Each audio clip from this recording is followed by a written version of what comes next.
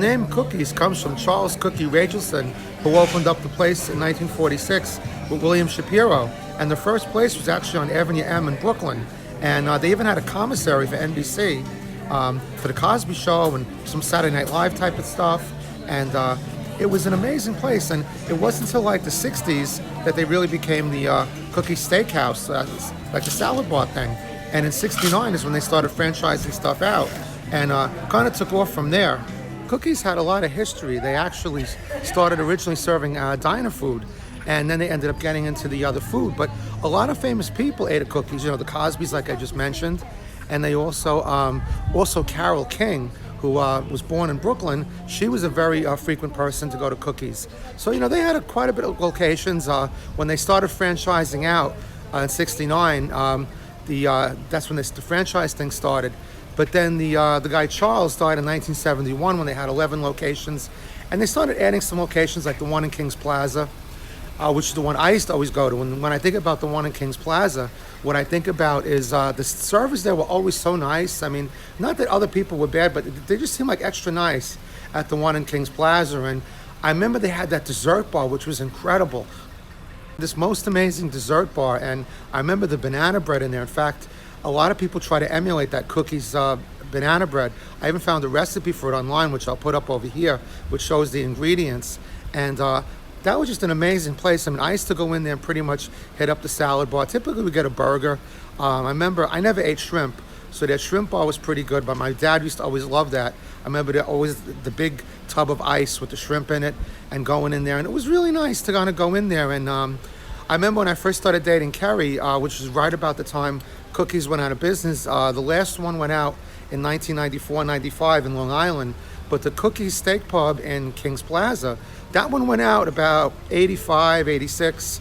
So I remember when I started dating my wife in 88, it was really a Red Robin back then, Red Robin, and that's where we started going there. But I always thought about Cookies, and because it was nice. There wasn't a lot of them around, and it was a local franchise, like I said, started in Brooklyn, and it was based in Long Island. So it had a lot of nice things too, and a lot of good memories.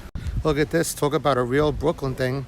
Talking about Cookie Steak Pub, we got a whole bocce ball tournament going on here. Look at this. I haven't seen bocce ball played in years. They used to play it over in the park, in Prospect Park. Amazing.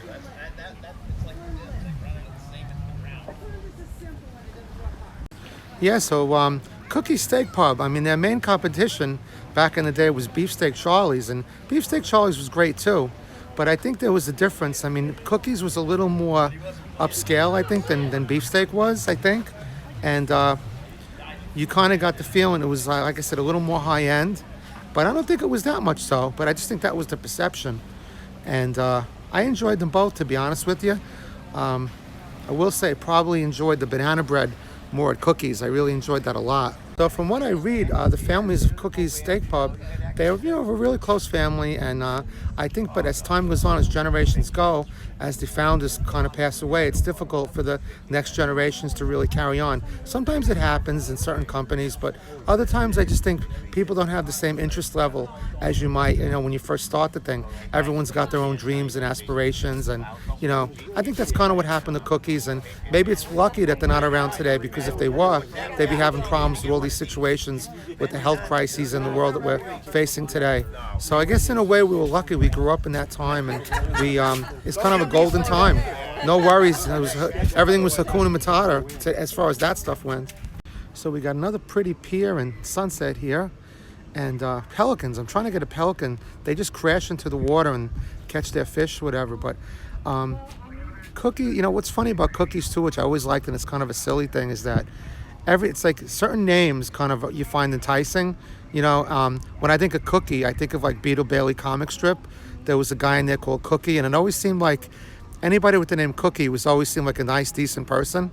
And it's silly, but I think that, Cookie is a name where you kind of see like maybe more in like a fast food place or like a diner. But I think, for a lot of people, it's subconscious, but certain kind of names, they just crashed in there. Certain kind of names just kind of resonate better with people. Beefsteak Charlie was another one, Charlie. I think of someone named Charlie.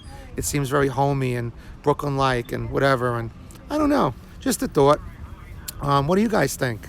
Is there something in a name Or is it like Shakespeare said, a rose is but a rose, if not the name?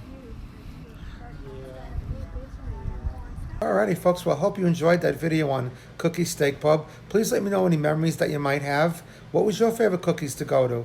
And you know what? The next time you go to King's Plaza, remember, Cookies was right where the Panera Bread is right now. And they broke ground on that area of the restaurant. There were so many restaurants that were inside of there, but Cookies was the first one. So next time you go there, just, think that back that, so many things come and go. Life is really quick and short. You just have to enjoy yourself. That's why I want to wish everybody a happy new year. And hopefully 2022 will be a better year than 2021.